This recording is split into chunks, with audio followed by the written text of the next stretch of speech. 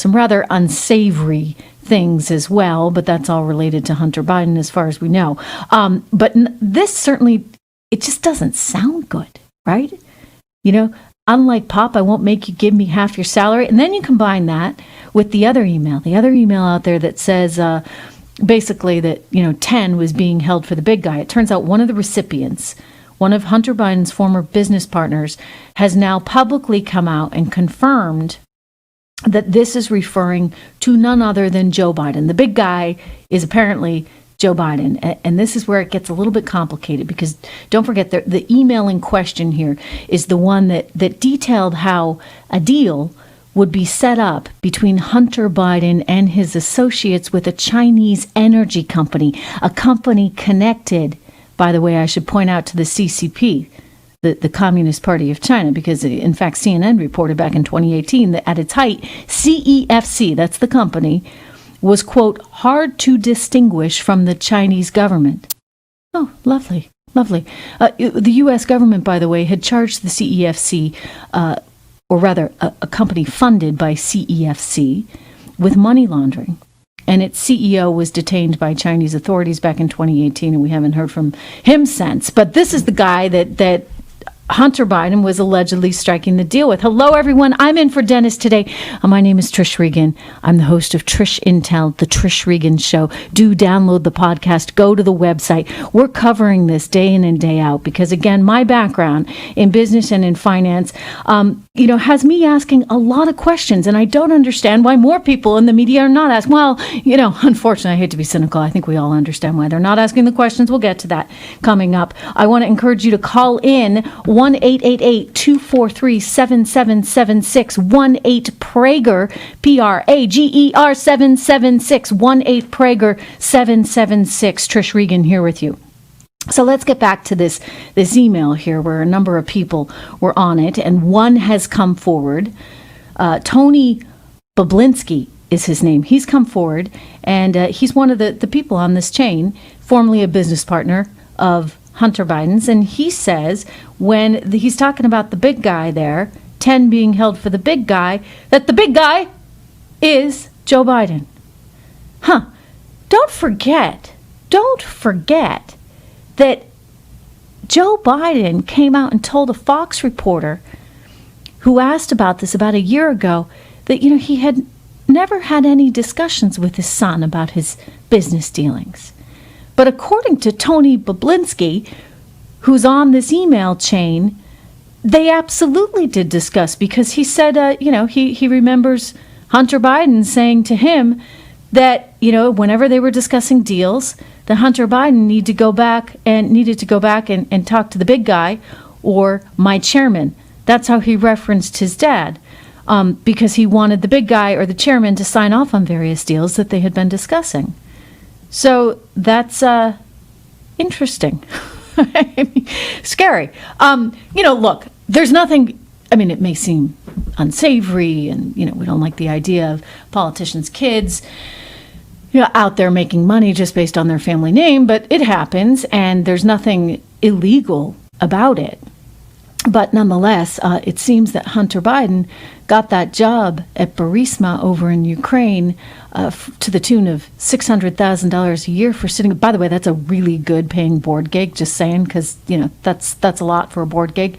But apparently he had no background in energy, no background in Ukraine. It's not like he spoke Ukrainian or had been over there doing business dealings. He had kind of a checkered past, unfortunate challenges with drugs, etc., and had left the military. And suddenly he winds up getting a pretty nice, pretty sweet deal for himself.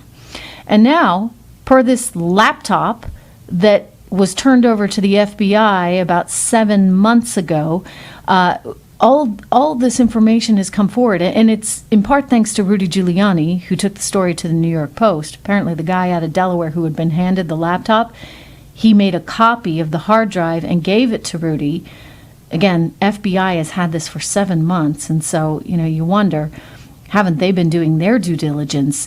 There's a lot of questions that need to be asked here, and I think it's certainly appropriate to be asking him, Joe Biden, that is. I mean, he's running for president, right? And yet nobody's asking these questions.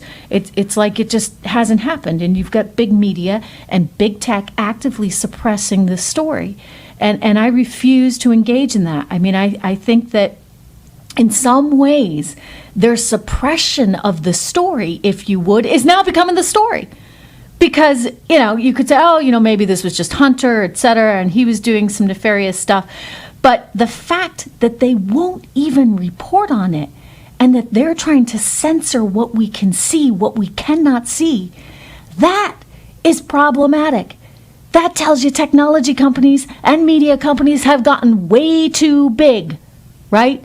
And they're no longer looking out for consumers. We're going to get to all of that. But again, back to what's at hand here, because I think, given what Tony Bobulinski has said, we need to be asking questions here. He's effectively saying, you know what? Joe Biden was involved in this. And then we've got these emails, these alleged emails. I'll give everybody the benefit of the doubt, the alleged emails, even though the head of various agencies, well, the Department of Intelligence, right? John Radcliffe is saying that these are real emails. This is a real laptop. It's not like they were planted by the Russians as they want you to think. Anyway, this stuff is real, and Bobulinski's saying that 10 being held by H means 10% of the deal being held for Joe Biden, being held by H for the big guy. So I'm just saying, I think this is a little bit of a problem. Now, again, it would be one thing if Hunter Biden was just engaging in some of this, all on his own, right? And wasn't actually involving his father. But if he's involving his father, and the father is taking meetings with executives at a Ukrainian energy company, taking meetings in Washington, D.C., while he simultaneously is influencing Ukraine policy, it's a little bit sketchy. And then you got to ask the question, did Joe Biden know? I mean, he had to have known his son was making $600,000 off the board deal. Didn't he worry that could look a bit awkward? Right? For him, church and state, let's keep family business and, the business of the White House separate. Anyway, we've got a lot more coming up. Trish Regan here with you for the day in for Dennis. Don't go anywhere. We're going to talk about big media and big tech after this.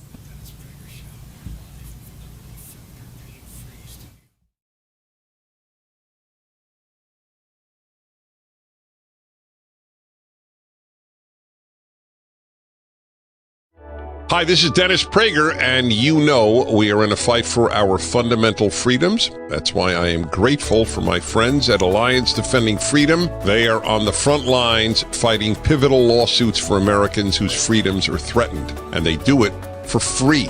That's why we're asking you to be as generous as you can by giving today so that Alliance Defending Freedom can continue to fight these lawsuits and be ready when your rights are threatened too.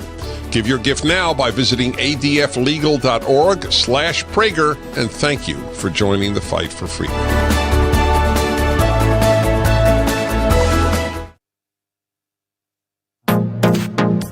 Trending now on the Hugh Hewitt Show. Proceeding. But don't voters have a right to know where you stand? They do have a right to know where they stand, and they'll have a right to know where I stand before they vote. So you'll come out with a clear position before Election Day? Yes, depending on how they handle this. But look, what you should do is you got to make sure you vote. And vote for a senator who, in fact, reflects... People are voting now. I've already voted. He makes that point repeatedly. If George had been a real moderator, he would have pointed out, Mr. President, Mr. Vice President, you always say people are already voting. So why don't those people deserve an answer right now? The answer is he doesn't want to answer it because it's radical. He's going to say yes, and he's going to fundamentally change the United States. Court packing is an assault on everything. And you just understand, the radical left got Joe Biden to sign on to court packing. I don't know if there will be enough senators. We've got to hold the Republican Senate against the possibility that Joe Biden wins. I think it's a neck and neck. 3 new polls came out this morning which tell you that. They're all North Carolina. In North Carolina, it is a tie between Biden and Trump, according to Emerson. In North Carolina, Cal Cunningham is allegedly 1 point ahead of Tom Tillis. I don't believe that after Cal Cunningham cheated on his wife and it has become a national news story and everyone in North Carolina knows about it. I don't believe that. I believe Tom Tillis is going to win. And it shows the governor up 4, the Democratic governor up 4 over the Republican governor. That is within the margin of error in my view. So North Carolina, dead heat. I think Pennsylvania's a dead heat. I think Wisconsin's a dead heat. I think this is a dead heat presidential election. Keep up with what's trending. Subscribe on YouTube today. Trending now on The Larry Elder Show. Pat is in Minneapolis, Minnesota. Pat, you're on The Larry Elder Show. Thank you so much for calling. It seems to me during the Democratic primary, there was a lot of talk about not only taxing the wealthy, but something called the wealth tax. And it was my understanding that they were taxing the wealth that you had from your savings, from your assets, from your house, that kind of thing. That's right. At 10% a year, at every year. It's every like year. A living estate tax that goes every year. Now, I haven't heard anything about that. Can you tell me what that is and if they are still trying to promote that tax? Because I think us seniors with some savings would probably not be happy about that. Well, you're absolutely right. And certainly that did come up during the campaign. I will tell you this. The lawmakers here in the state of California are absolutely proposing a wealth tax. They want to increase the state income tax from the highest in the nation, 13.3% to 16%. And they also want to pass a wealth tax. Now, why do I mention what's going on in California? Because every dumb idea that the federal government wants to do has been tried at least twice in California. And so California is considering this. The lawmakers are all Democrats. Democrats occupy 2/3 of both chambers of the legislature here in California, plus they run the governorship.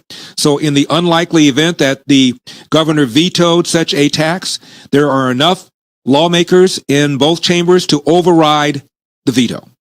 So do I believe that if these guys get in charge, there will be something like a wealth tax? I certainly believe that, because they believe that the rich people don't.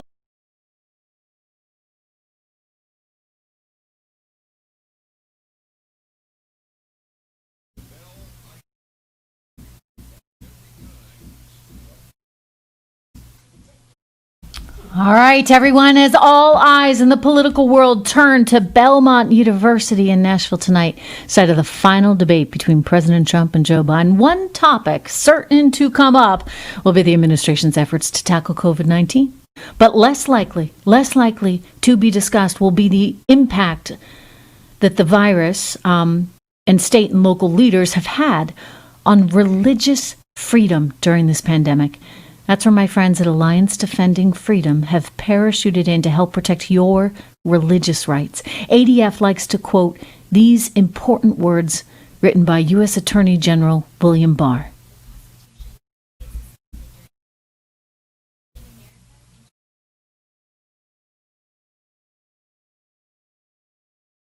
Action well over a dozen times, scoring 14 victories for churches and religious ministries whose governments engaged in blatant religious discrimination. That is ADF's mission, and they're winning. Many of you have responded to ADF's emergency actions and already made donations at DennisPrager.com by clicking on the ADF banner at the top of his homepage. But as grateful as Dennis is for those generous gifts, we have a long way to go from the commitment he's made to enlist Dennis Prager Show listeners to financially support ADF. So I'm asking you for your personal help. We need to raise $5,000 today, and I know we can do it. At least if you give $100, $1,000, $2,500 right now. I realize a gift of that size doesn't apply to everyone.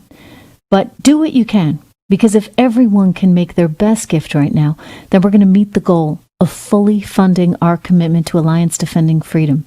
Just go to DennisPrager.com, click on the ADF banner, or on your phone, you can give to 855-649-2020. That's 855-649-2020. And together, we can join and help our friends at Alliance Defending Freedom. You know, freedom is so important right now. Freedom is so critical, and we are seeing our freedoms under fire. We're seeing our freedom of speech being trampled all over on. Just consider what's been going on as people try and share the story. The New York Post reporting on Twitter actually locking their accounts, locking the account of the Trump campaign just days before an election. because they dared to share the New York Post story. I mean, there's something really off here. There was a former executive at Twitter that was just on CNN the other day, and he was saying he thought the president should be locked out of both Twitter and Facebook. And that was extreme, but, extreme times call for extreme measures. I mean, you see how there's sort of, I would argue, almost a fascist approach to this. It's like our way or the highway. We don't like what you're saying. We don't like your reporting. Therefore, we are going to call it disinformation, and we are simply going to shut it down. Heck, you want to talk disinformation? Remember the disinformation over the Christopher Steele dossier, the so-called dirty dossier that was shared and that was reported on by the New York Times, the Washington Post, all the mainstream networks. That was somehow fine, right, for them to report on that, which, by the way, was actually disinformation. We've since learned. I mean, we had a 2-year investigation by Robert Mueller. We had $30+ million of our taxpayer money that went to fund that whole thing, only to learn that none of it was true. And not only that, the guy that Christopher Steele, who was, being paid by the Hillary Clinton campaign, the guy that he used to gather all that intel, that guy was somebody that the FBI, our own FBI, suspected of being a Russian spy. I mean, honestly, you can't make this stuff up. But the minute we have this laptop come forward, which basically, seems to insinuate that Joe Biden's son was working on behalf of his dad and his family to earn a living for everyone, suddenly that's disinformation. And Twitter wants to shut it down. And Facebook, Andy Stone, the former, Democratic op who worked for Barbara Boxer and worked for a number of Democratic committees of super PACs, he's out there saying that they need to check the story and they're going to suppress it, basically, until they can fully fact check it. I mean, what they are doing to our freedom of speech, our First Amendment, is truly horrific. And it's important, I think, that we stick together. This is what I'm committed to the issue. I know Dennis is committed to the issue, and I know you're committed to the issue. If you're listening to this show right now, again, Trish Regan here with you today. Trish Regan in for my friend Dennis Prager, 1-8-PRAGER-776. Please join us. Let's continue our discussion as we work together right now to defend all of our freedoms, including our freedom of speech, our freedom to protect ourselves, and our freedom to prosper. That's also under fire right now as we look at a team that would basically take us in a very bad direction towards socialism. Poor New York City, 1.5 million people can't afford food in New York City right now. And this is sort of self-induced, right? We're the ones that shut ourselves down. These local lawmakers, whether it's Comrade Bill de Blasio in New York City, whether it's Governor Cuomo, whether it's Gretchen Whitmer out in the middle of the country, whether it's Gavin Newsom on the West Coast, you have a lot of lawmakers right now that are actively looking to shut us down. And they're doing it in the name of protecting us, right? But how exactly are they protecting us when now Americans can't earn a living and take care of their own families? California and Florida, that's 2 great examples everybody should pay attention to. You know why?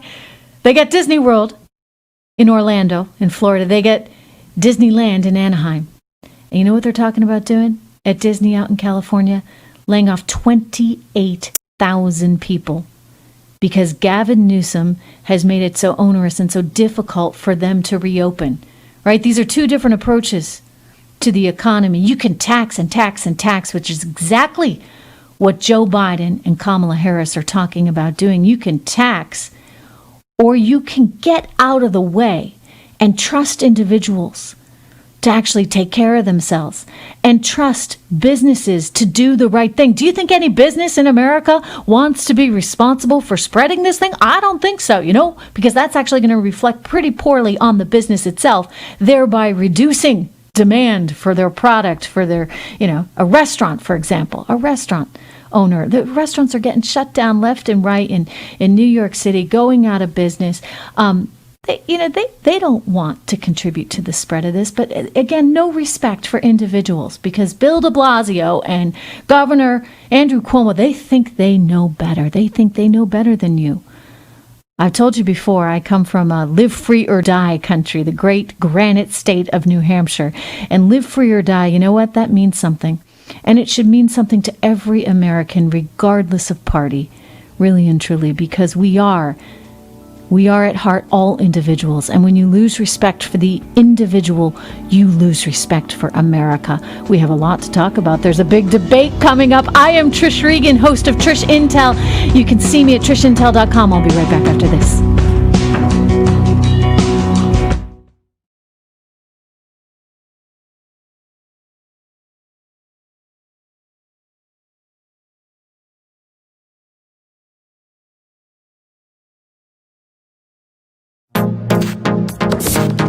Trending now on America First with Sebastian GORKA.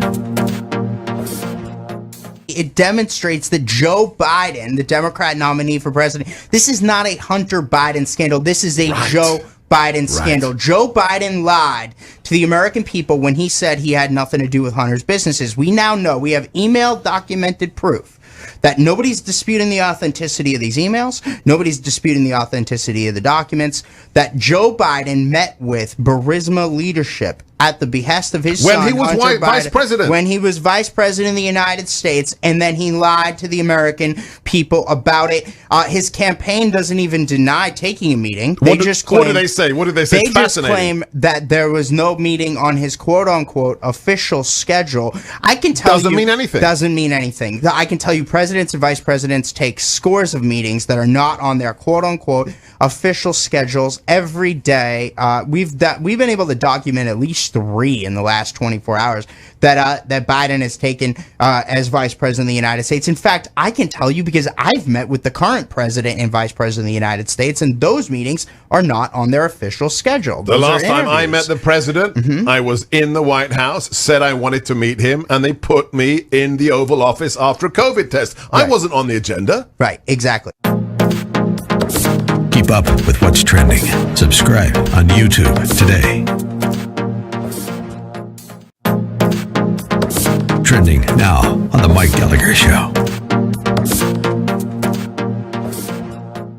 Like including what police officers he thinks should do when their life is in jeopardy and a dangerous bad guy, a dangerous person armed is charging a police officer. Sheriff Joe knows how to handle that. We can do this. You can ban chokeholds. But beyond that, you have to teach people how to de-escalate circumstances. De-escalate. So instead of anybody coming at you and the first thing you do is shoot to kill, you shoot them in the leg. There's ways you have to do more background checks in terms of whether or not the person coming in passes certain psychological tests. Yeah, he just lost the entire law enforcement vote in America because anybody who is law enforcement, anybody who loves law enforcement like a family member, anybody who is a relative of law enforcement knows how asinine it is to say you shoot somebody charging at you instead of center mass to stop them. You shoot them in the leg. You clip them, right, Uncle Joe? You clip them in the ankle. That's what you do when they're coming at you with a .357 Magnum. You shoot them in the like that, and when you shoot them in the leg, don't shoot them in the femoral artery. Shoot them in the fleshy part of their ankle, preferably on the left side, where there's a little. Maybe you could just get their big toe, right, Mr. Law enforcement expert. He just lost the entire law enforcement vote. Keep up with what's trending. Subscribe on YouTube today.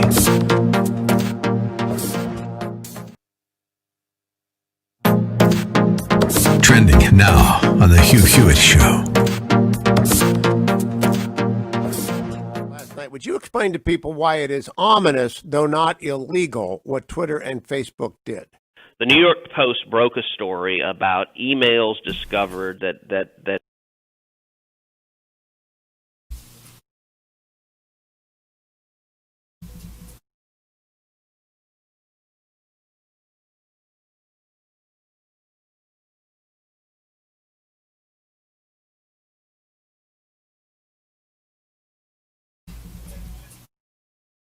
Welcome back, everyone. I am Trish Regan in for Dennis Prager today. Good to talk with all of you. I was going to say good to see you. I'm used to seeing you on TV, but it's good to talk with all of you. You know, I'm just stunned. I'm amazed and frankly disgusted with journalism right now. Journalism, which has become effectively a kind of activism, right? Let's be honest, because it's like a wing of the Democratic Party. I want to share with you what the editor at NPR is saying. They're tweeting out, why haven't you seen any stories from NPR about the New York Post Hunter Biden story? And they tell you why. And they say, and I quote, we don't want to waste our time on stories that are not really stories. And we don't want to waste the listeners' and readers' time on stories that are just pure distractions.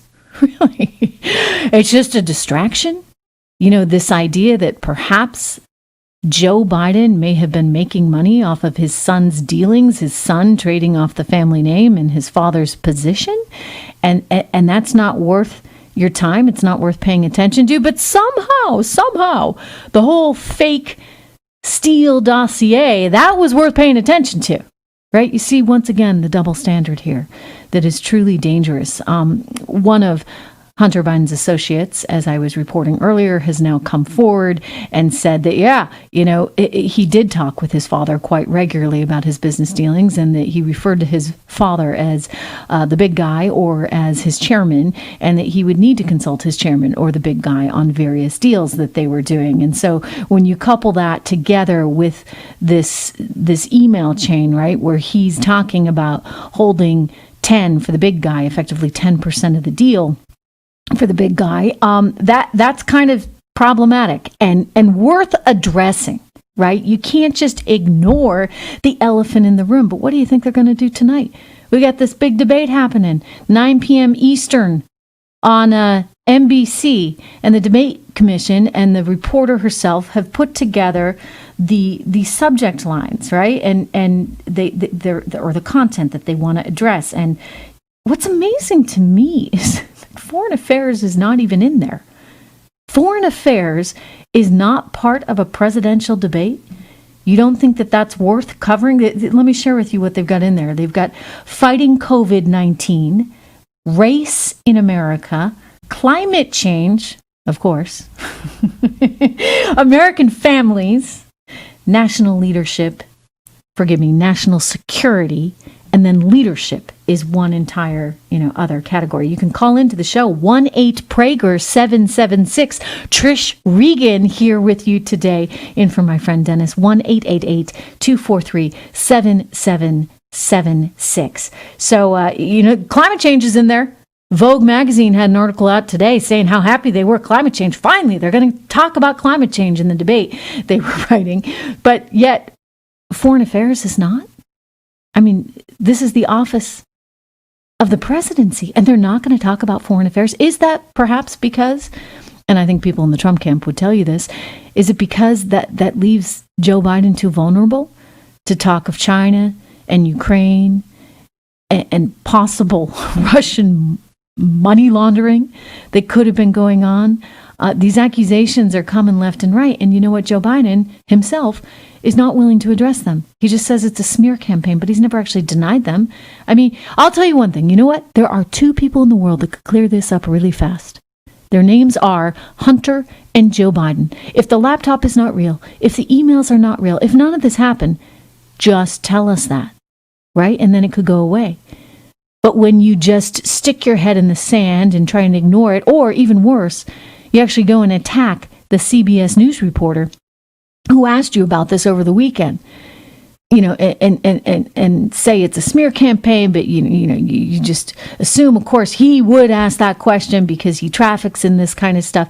I mean, isn't that, by the way, doing exactly what you accuse Donald Trump of doing? You say he gets too mad at the reporters for just trying to do their job, and yet you get mad at the CBS News reporter, George Stephanopoulos, who used to work for Clinton. He does a whole 90-minute town hall with you and never even asks this question about the New York Post reporting. I think that's really pretty sad right now. It shows you the state we're in. The media hates him so much that they are willing to ignore a very important story. I'll tell you, I'm not.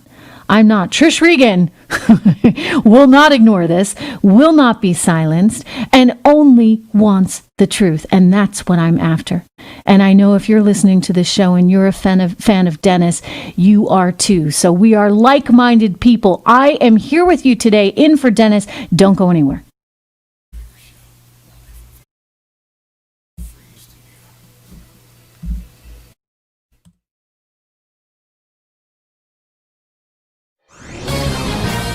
This is Michael Medved at michaelmedved.com for Town Hall. The appointment of Judge Amy Coney Barrett to the United States Supreme Court counts as a masterstroke and easily one of the best decisions of Donald Trump's presidency. In an election season when liberals and media try to characterize conservatives as old, angry, bigoted, extreme, and lacking in empathy, Judge Barrett displays the opposite characteristics. At age 48, she's youthful, a genial consensus builder, and mother of 7, including a special needs child and 2 adopted kids from Haiti. On a court dominated for decades by Yale and Harvard graduates, she's a breath of Midwestern fresh air, beloved by her students at Notre Dame.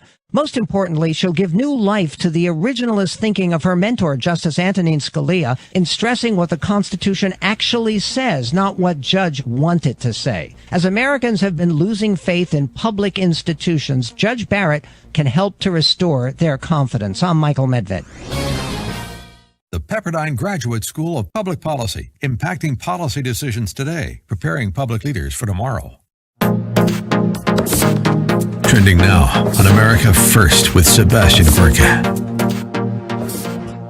It demonstrates that Joe Biden, the Democrat nominee for president, this is not a Hunter Biden scandal. This is a Joe Biden scandal. Joe Biden lied to the American people when he said he had nothing to do with Hunter's businesses. We now know, we have email documented proof that nobody's disputing the authenticity of these emails, nobody's disputing the authenticity of the documents, that Joe Biden met with Burisma leadership at the behest of his son, when he was vice president. When he was vice president of the United States, and then he lied to the American people about it.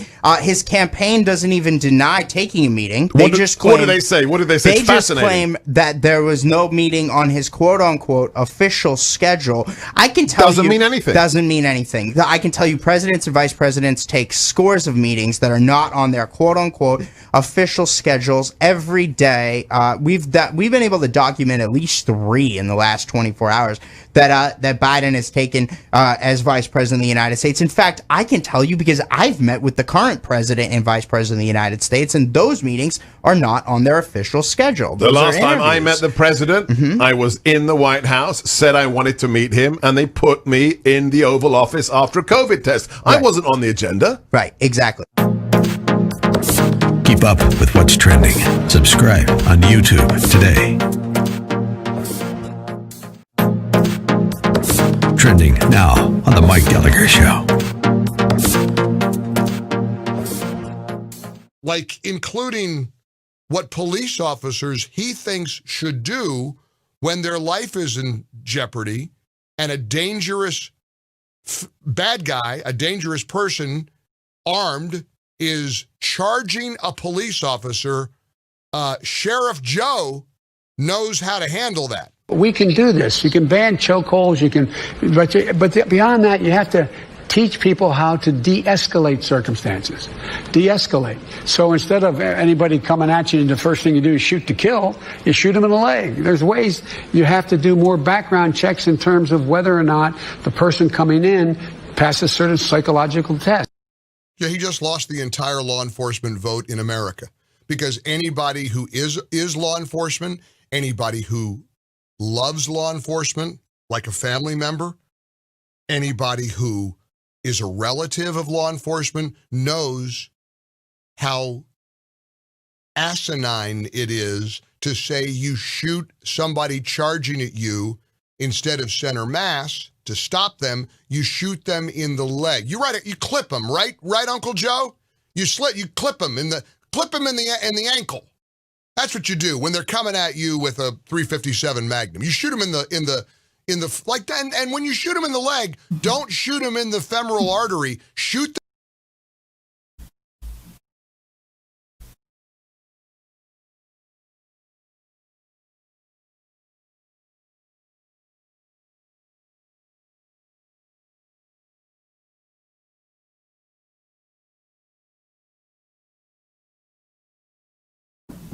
Welcome back, everyone. I'm Trish Regan, and I am in for Dennis today. You know what you missed during commercial? You missed, lucky you, hearing the Senate Democrats hold a little news conference in which they talked about Amy Coney Barrett. You know, they don't like her a whole lot. They're not very happy that she's going to be confirmed.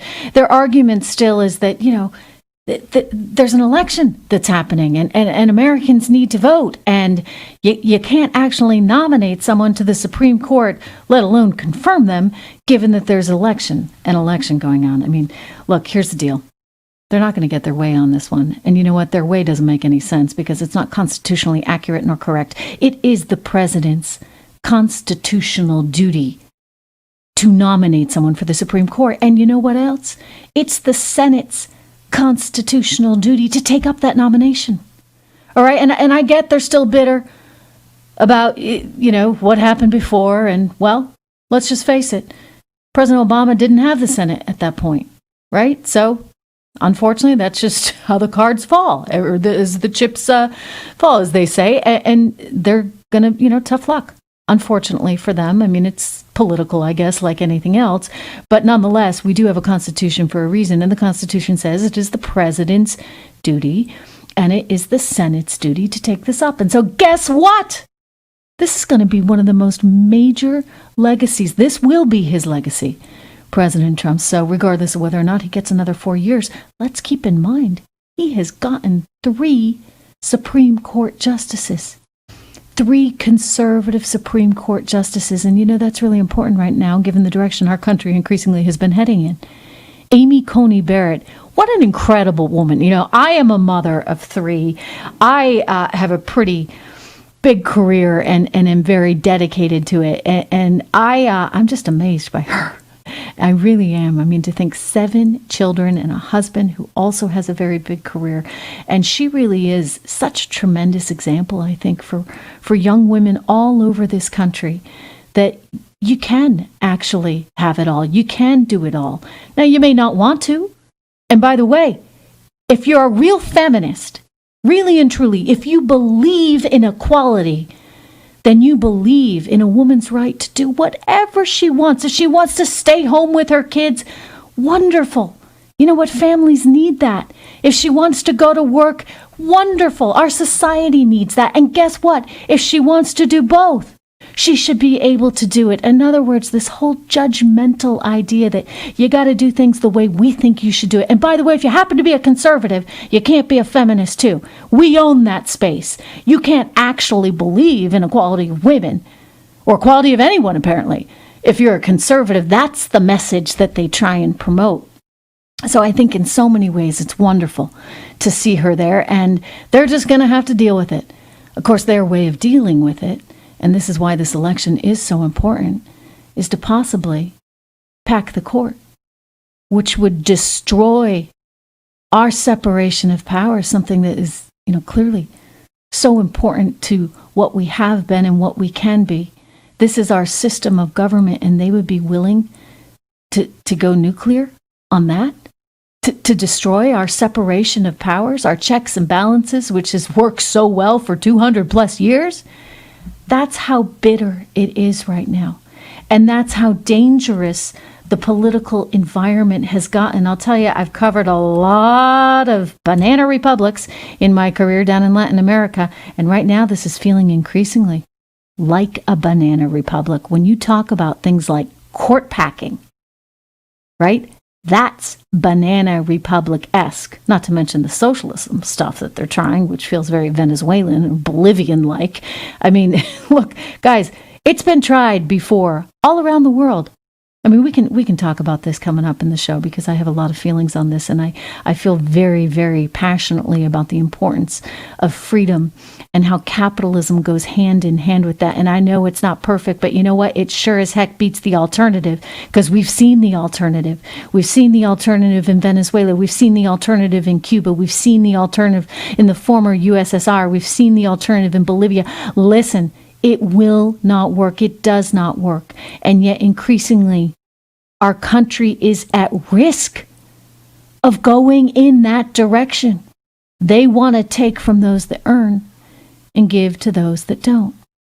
And yet, think about what we're seeing possibly unfold here with the Biden family. And think about this. Do you know that Alexandria Ocasio-Cortez, we just saw the release of her campaign finances, 64% of her campaign's budget in the month of September went to none other than her new hubby, his new company, got over $1 million from her campaign. I mean, I guess she believes in keeping it all in the family, as they say. But really, what does this tell you? It tells you that they're all sort of capitalist at heart. So why not just own it? Because capitalism actually recognizes and appreciates human nature in a way that socialism simply cannot. And by recognizing that and appreciating that aspect of human nature, you can encourage the good parts and discourage the bad. Right? But if you're going to say, well, I just think we should, keep everybody on a subsistence level, effectively keeping them as victims, right? Waiting on government handouts. That's the methodology, if you would. It's very political, really and truly. I mean, down in Venezuela right now, if you want food for your family, they'll give you food every 2 weeks. They'll give you a box of food, but you have to sign a petition form. You have to sign and allege your allegiance to the Maduro regime. And this is how they get you, because you can't ever get ahead enough, but you need that food. You need that subsistence level. And so socialism can be very corrupt. Amazing how the Chavez family down in Venezuela did quite well, right? The Chavez daughters have all kinds of money. And I've heard the Fidel Castro's family has lots of money, those sons. There is money there. It's just going to the most corrupt and the most bureaucratic people. And capitalism protects against that. And again, not perfect. Right? I mean, all of these systems need to be tweaked. Capitalism does need to be tweaked, but it sure as heck beats what we could be otherwise. Don't go anywhere. You can call in Trish Regan here in for Dennis 1-8-PRAGER-776.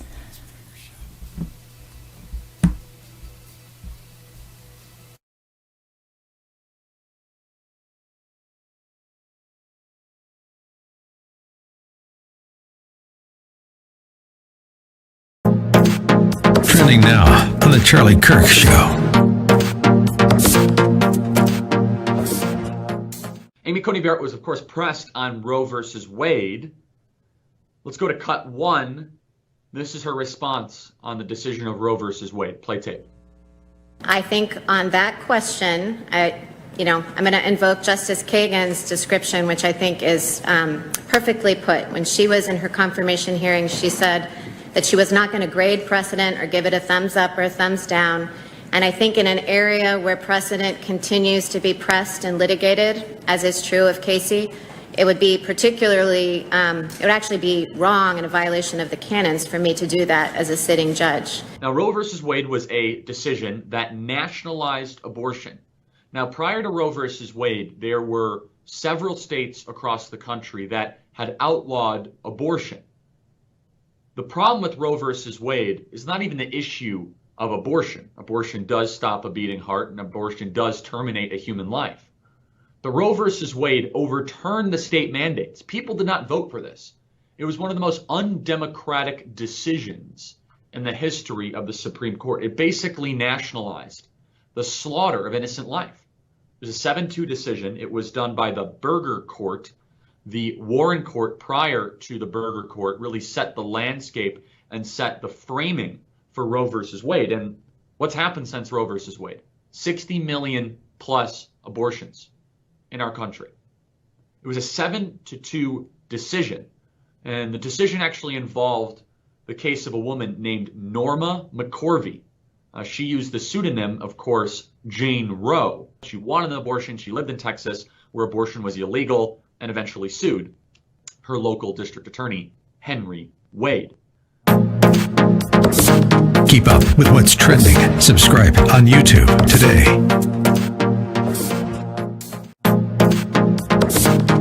Trending now on America First with Sebastian GORKA. This is the point that Scott Adams made. He said at the beginning, said, I think he said that really well. I agree with him. Another Russiagate thing. I'm not interested, because that's what they want you to be. They want you to switch off so you believe the surface garbage, the prostitutes, and the what urinate. You think you remember. Most people, there's so much. So I think I think it's a really exciting movie. I think a lot of people have said, wow, I didn't realize how fun and exciting and kind of inspiring it would be to watch, considering you're like, well, I know this story, but actually you don't know the story. So what is the story? People need to watch it. We'll tell them how they can watch it. It's the plot against the president, but in the Washington style of the elevator pitch. And you made this movie, but if you had to sell it in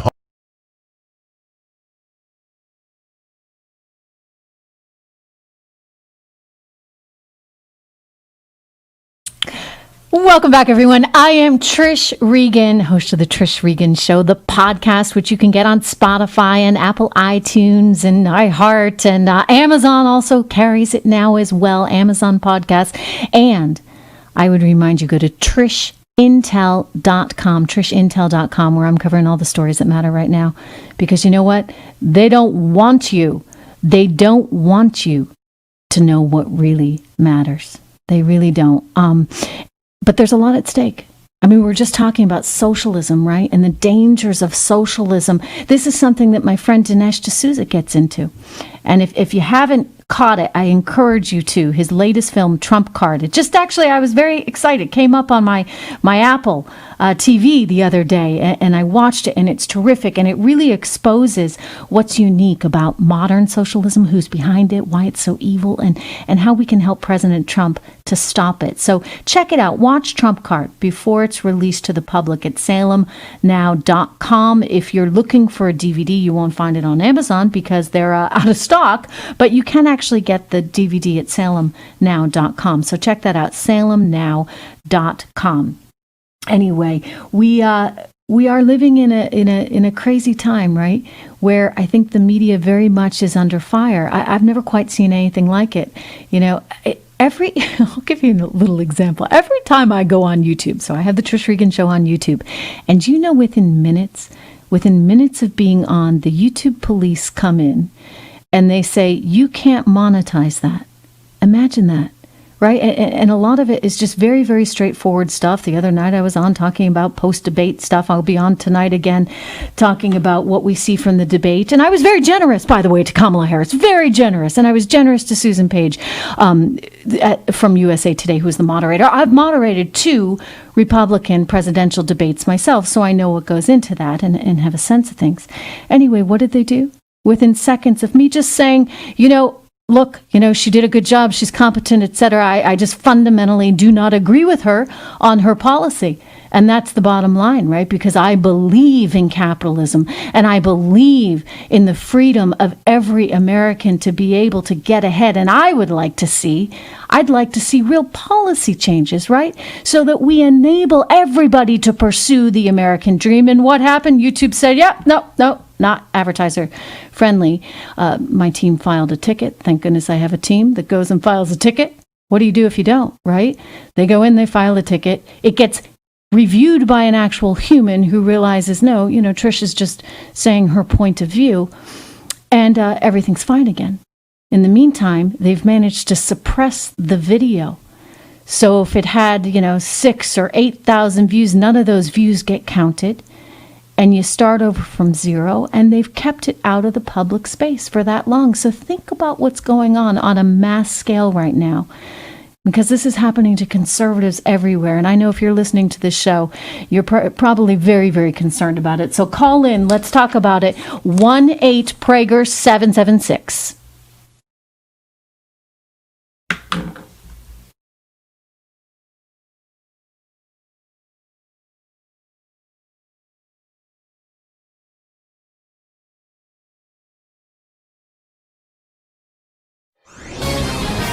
This is Owen Strand for townhall.com. If you're on a college campus today or have a child on campus, there's a solid chance you'll hear this. All white people are racist. You might hear this too.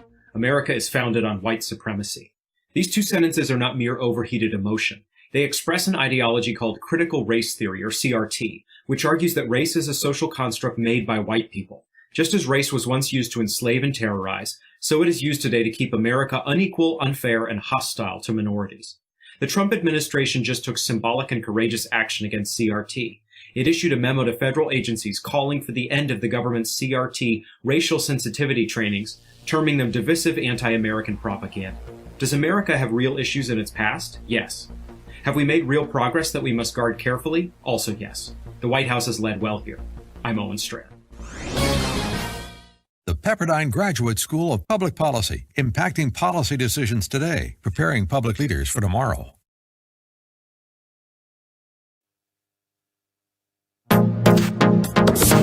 Trending now on The Larry Elder Show. The indoctrination of the American voter has been going on for a very, very long period of time. And we as Republicans, we as believers in liberty, we as conservatives should have pushed back a lot sooner. And we need to push back harder. That's why I made the Uncle Tom movie, because we also have to fight this battle at the cultural level too. Melissa, thank you so much for that. This is a crucial election. I'll tell you why. These guys get in charge. By these guys, I'm talking about Democrats, of course. Assume they take the presidency. Let's assume they take the Senate, retain control of the House. They're going to immediately get rid of the filibuster so that they can pass any budget they want on a simple majority vote. They're going to vote on whether or not to admit Washington, D.C. as a state. That gives them 2 more senators. They're going to vote on whether or not to admit Puerto Rico as a state. That gives them 2 more senators. They're going to push for a commission to study reparations, for crying out loud. They're going to raise taxes. They're going to repeal the Trump tax cuts. And those tax cuts, 80% of the benefits went through the non-top 1%. They're going to push for the legalization of the illegal aliens who are here. Amnesty. And believe me, the number of illegal aliens in America is not 11 million. That's a number that they all cite. One study by a professor from Yale, so therefore you know it must be legitimate, puts a number at between 20 and 25 million illegal aliens. That would change our voting electorate forever. That's exactly why the Democrats want to do it. Can you imagine if 11 to 20 million illegal aliens turn voters, pull the lever for the Republican Party? We wouldn't even be having this discussion. Keep up with what's trending. Subscribe on YouTube today. Trending now on The Mike Gallagher Show. Here was what the president pointed out. He wants, this is the facts. This is the fact. Democrats are blocking the last relief package that Republicans put on the table and had the backing of the White House. Over a month ago, Democrats filibustered any discussion on an eventual passage of a $300 billion package. $1,200 to desperate Americans. $400 a week unemployment. President broke it down last night beautifully. The problem you have is Nancy Pelosi. She couldn't care less about the worker. She couldn't care less about our people. And we should have a stimulus. And I want a stimulus. The Republicans will approve a stimulus. The problem is she doesn't want to do it because she thinks it's bad for her election. The fact is she's wrong because people know she's in our way. She's not approving it. She doesn't appreciate our people, and she doesn't appreciate at all our workers. Nancy Pelosi, we are ready to sign and pass stimulus, but she's got to.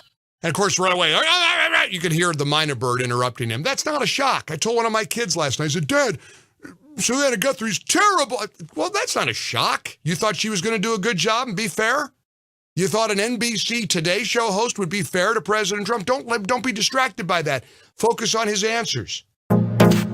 Keep up with what's trending. Subscribe on YouTube today.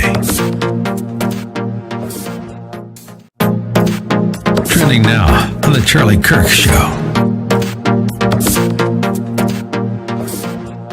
So we have the New York Post article that I want to get right into. Biden's secret emails. Can you just tell us a little bit of background on how you were able to Sure, obtain very these simple. emails and build it out for us. So there is just a repairman. He repairs computers, specializes in Mac, somewhere in the area where the Bidens live. And about a year and a half ago, Hunter Biden, inebriated, he was somewhat drunk, came in with 3 devices to be repaired. The gentleman recognized him only when he came up very close because he has bad eyesight. And he took the 3 devices and he said, one of them is gone, and they deconstructed it and got rid of it. He said, one of them just needs a keyboard to be attached to it, and we can see if we can run it. And he said, the third one's in bad shape, but I think I can save it. Hunter Biden, who then had identified himself, said, well, that's the important one, meaning the one that has to be repaired. So they signed up a form document which required payment, but it also had a very interesting clause in it. It said if you don't reclaim your property within 90 days of the completion of the work, the property is deemed to be abandoned. And under the law, abandoned property becomes the property of the first person who takes it. So the merchant would be the person who took it.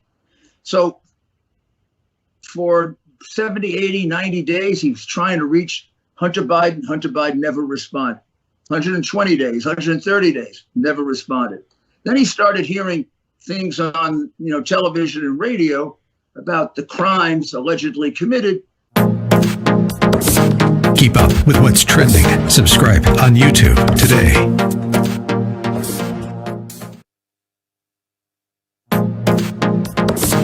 Trending now on the Eric Metaxas Show.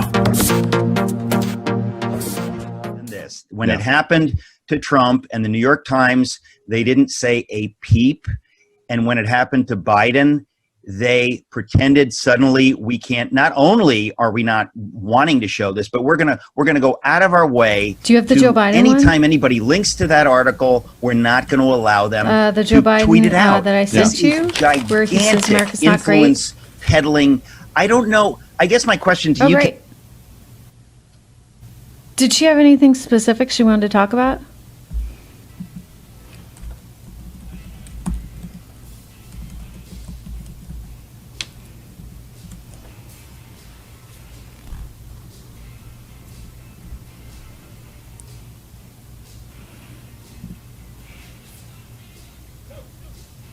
Welcome back, everyone. It is Trish Regan in today for my good friend Dennis. And you know what? I am really happy to have a wonderful woman. We were just talking about how conservative women are doing so many great things as we look at the woman who's about to go on the Supreme Court.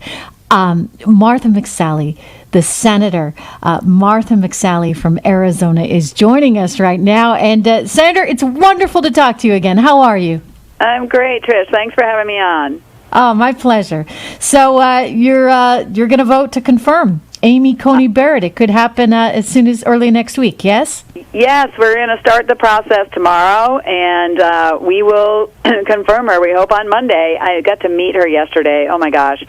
She's so inspiring. I mean, look, I broke barriers myself in my own way, but I was just so inspired by just her example, how smart and brilliant she is and unflappable and humble and a woman of faith, and she somehow figured out how to balance it all. They don't ever ask this about men, but, being a mom of 7 kids with 2 adopted, 1 special needs, and she'll be the first woman on the court with school-age children, and this is an amazing barrier breaker. She doesn't look tired, even though she has to balance all those rules. No, it's amazing to me. I'm blown away by all that she's accomplished, and I think she's just such a tremendous role model, and proof that you really you can do a lot of different things, even as a conservative. They try and tell you, if you're a conservative, you couldn't possibly be a feminist, which I always hate because it's like they've taken ownership of that term and they've corrupted it in so many ways. And to me, feminism at its most purest form, Senator, should really be about believing in equality, which means believing a woman can do whatever she wants to do, whether it's stay at home, whether it's become a U.S. Senator, whether it's become a Supreme Court Justice, whether she wants to do all of those things. We need to kind of respect, I think, women and their individual life paths and choices. But let me ask you about what's going on in terms of November 3rd. What you're feeling on things right now? Because, I still think that there's a lot of people that are not perhaps being accounted for in the polls. What's your take? Well, I think that's true. Arizona is ground zero. We're ground zero for the president to get 4 more years, and we're ground zero. My race is for the Senate majority. And I was with President Trump at a couple rallies on Monday, and I don't know if they put their numbers out, but a significant percentage of the people who showed up for these did not vote in 2016. A strong percentage, we would see, again, I don't know if they've announced these numbers, so I don't want to be giving them out, but a strong percentage are Democrats. And that's very difficult for pollsters to model. I'll just tell you what we see on the ground. I mean, Arizona is right of center, but we got to knife fight this thing out because there's so much money that is poured in by the left and, California, New York, liberals all over the country trying to flip Arizona in order to flip the White House and the Senate and impact the Supreme Court, of course, because they'll want to pack the court, should they gain power. So what I'm feeling on the ground, we're out there knocking doors, tirelessly engaging with voters. They care about our freedoms and our way of life. They want equal opportunity and safety and security, and they don't want their taxes to go up. They don't want their Second Amendment rights taken away and open borders and the Green Bad Deal and packing the courts and all the crazy things these guys will do should they get power. So it feels like we've got the momentum and the energy, but the left has the money, and they're using fear tactics, of course, and then they're hiding. Like Biden's hiding, my opponent, Mark Kelly, is hiding.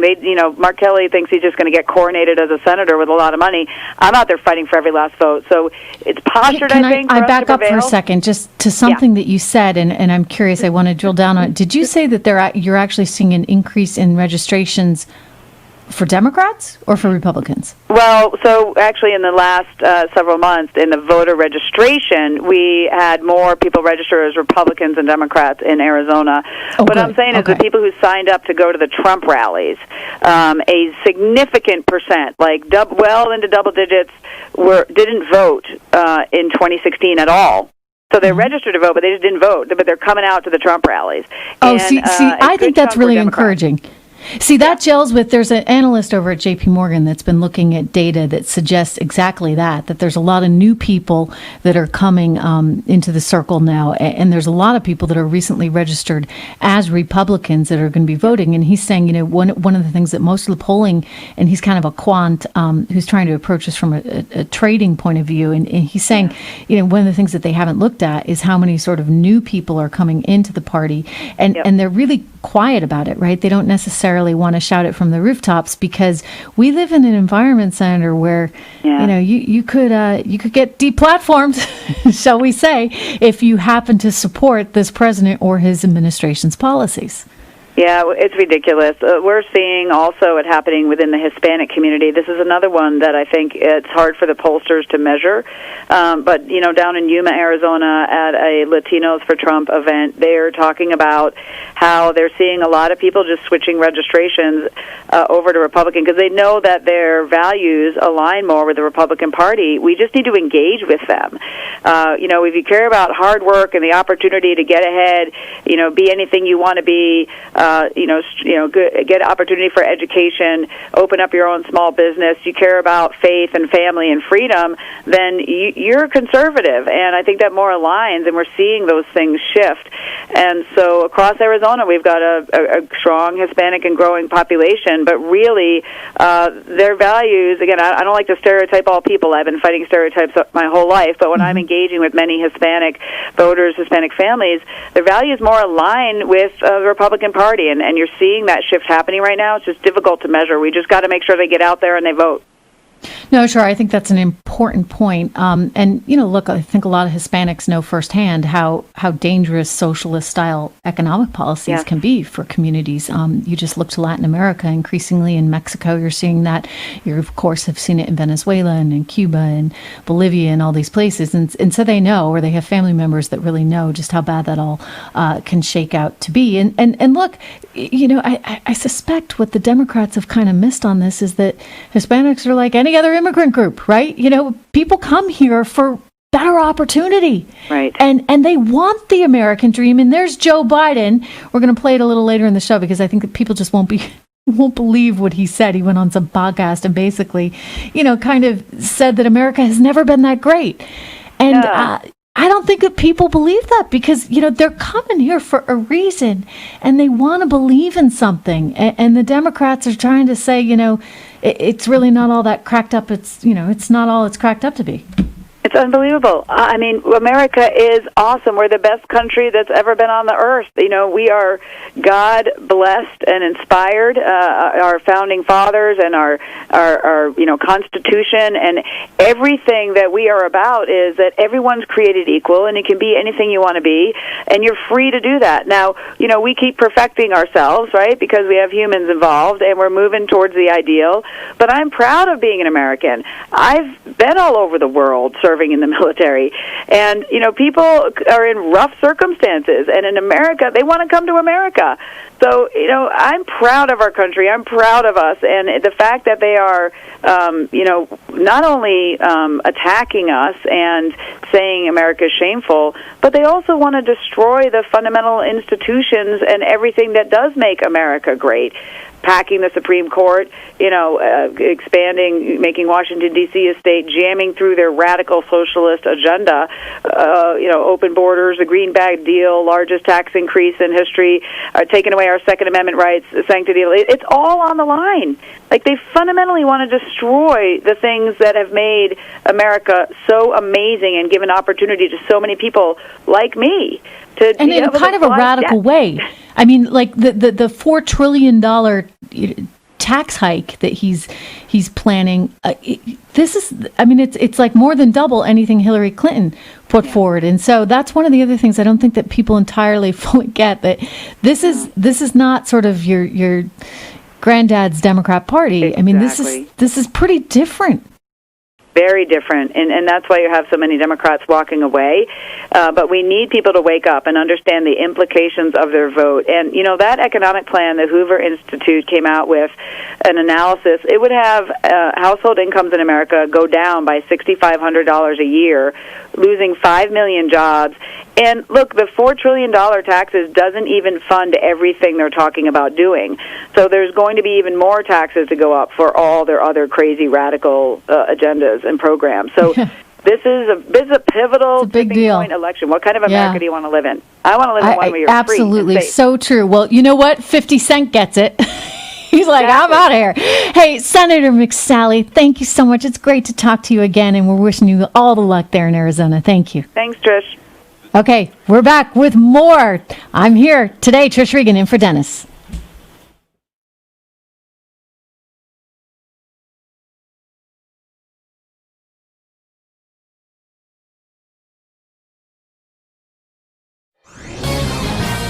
This is Michael Medved at michaelmedved.com for Town Hall. The appointment of Judge Amy Coney Barrett to the United States Supreme Court counts as a masterstroke and easily one of the best decisions of Donald Trump's presidency. In an election season when liberals and media try to characterize conservatives as old, angry, bigoted, extreme, and lacking in empathy, Judge Barrett displays the opposite characteristics. At age 48, she's youthful, a genial consensus builder, and mother of 7, including a special needs child and 2 adopted kids from Haiti. On a court dominated for decades by Yale and Harvard graduates, she's a breath of Midwestern fresh air, beloved by her students at Notre Dame.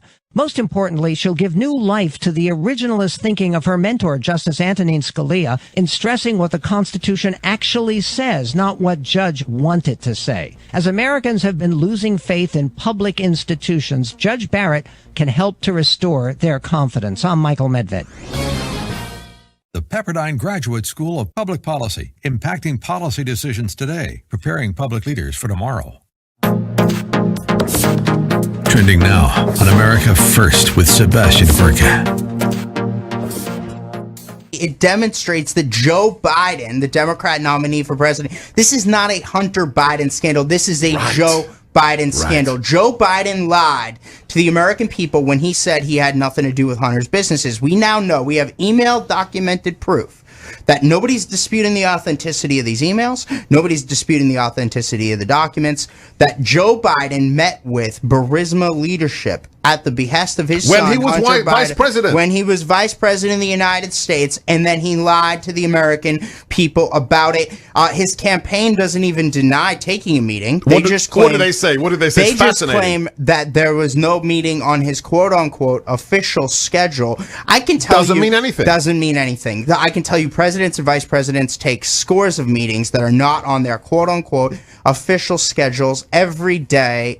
We've been able to document at least 3 in the last 24 hours.